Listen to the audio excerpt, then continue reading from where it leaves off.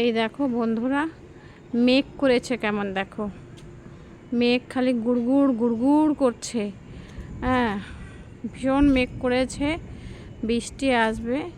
তোমরা আওয়াজ পাচ্ছ কি না জানি না, কিন্তু আমি পাচ্ছি মেঘ গুড়গুড়ের আওয়াজ। প্রচণ্ড মেঘ করেছে, বৃষ্টি আসলে তো খুবই ভালো হয়।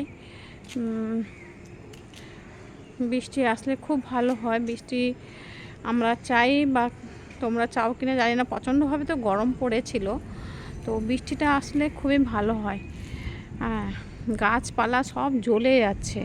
ছাদের উপরে যে এত গাছপালা রেখেছি, সব জ্বলে যাচ্ছে, মানে রোদের তাপে। ছাদের তাপ, রোদের তাপ প্রচণ্ডভাবে। তো দেখো কী পরিমাণে রোদ, মানে এসছে, মেঘ করেছে। তো দেখতেই পাচ্ছ মানে বন্ধুরা। তো এখানে যা হোক, কলকাতায় বৃষ্টি হচ্ছে, বা সব জায়গাতেই বৃষ্টি হচ্ছে কম বেশি, কিন্তু কী বলতো, পাটনায় বা বিহারে বৃষ্টি হচ্ছে না। ওখানে তো আমার ছেলে থাকে, ছেলে বলে, মা আমাদের এইদিকে কোনো বৃষ্টি নেই। হ্যাঁ, পাটনা বা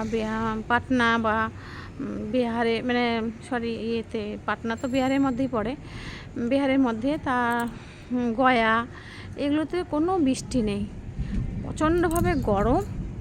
তো ছেলে খুব অস্থির হয়, অফিস থেকে এসে মানে ঠিক মতন শুতে পারে না, আর কারেন্ট থাকে না। মেন কথা হচ্ছে কারেন্ট থাকে না, প্রচণ্ডভাবে কারেন্ট চলে যায়। হ্যাঁ, কারেন্টের প্রচণ্ড ক্রাইসিস, মানে বিহারে কারেন্টের প্রচণ্ডভাবে ক্রাইসিস, কারেন্ট থাকেই না কিছুতেই। তো সারাদিন পরিশ্রম করে রাত্রিবেলা একটু যে ঘুমাবে, তা মানে ঘুমাতে পারে না।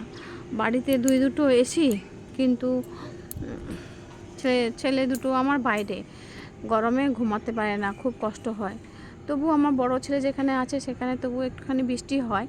দিনের বেলায় একটু গরম লাগলেও কি হবে, রাত্রিবেলায় একটু আরাম আছে, মানে অতটা গরম লাগে, মানে লাগে অতটা নয়। বিহারে যেভাবে গরম হয় আর কি, বিহারে তো যেইভাবে গরম সেইভাবে, মানে কারেন্ট চলে যায়, কারেন্ট থাকে না। এটাই হচ্ছে বিশাল একটা প্রবলেম।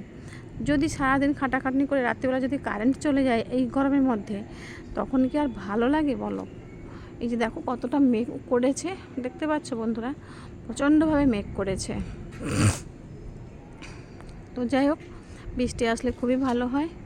আর বৃষ্টি ঝেঁপে ধান দিব মেপে, এরকম একটা শ্লোক আছে না, সেরকম অবস্থা, যে বৃষ্টি ঝেঁপে, তাড়াতাড়ি করে ঝেঁপে আয়, তাড়াতাড়ি করে বৃষ্টি ঝেঁপে আয়। তো ঠিক আছে বন্ধুরা, রাখছি। তোমরা সবাই ভালো থাকো, সুস্থ থাকো, টাটা।